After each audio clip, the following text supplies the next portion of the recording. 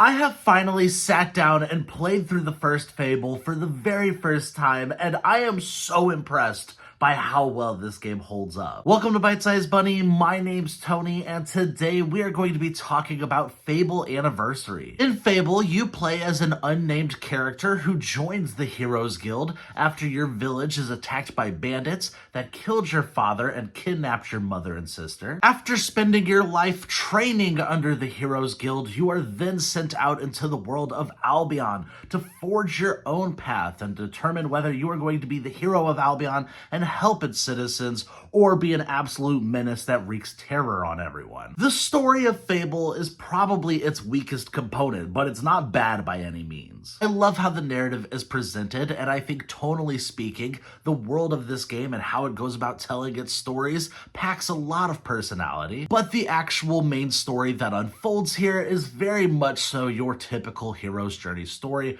There's not really anything here that makes it stand out or feel all that memorable. And it doesn't really help that a lot of the characters you meet on your journey are very underwhelming and will leave you wanting more. With all of that being said, I think this game rocks in just about every other aspect. The RPG mechanics are an absolute blast. I loved leveling up my characters and getting to spec them out after every quest I completed. Instead of your traditional RPG where you level up your character and then earn an unlock point you can then throw into one upgrade, Fable allows you to continuously spend the XP points you earn from slain enemies on abilities, perks, and upgrades, making it feel like your character is constantly evolving the more you play. It feels very rewarding, and it allows you to spend your XP points in ways that makes your gameplay experience feel like it's consistently evolving. When it comes to the actual combat itself, yes, it feels dated, but it still feels pretty rock solid. Smacking around enemies with my greatsword always felt fantastic, and the game does a good job at providing a decent amount of enemy types you'll encounter throughout the experience. Though it is really easy to get stun locked in this game, so it is very important to pack lots of health potions for your journey. You're going to get attacked by multiple enemies at the same time, and your character is bound to have an animation for just about every attack that lands on you,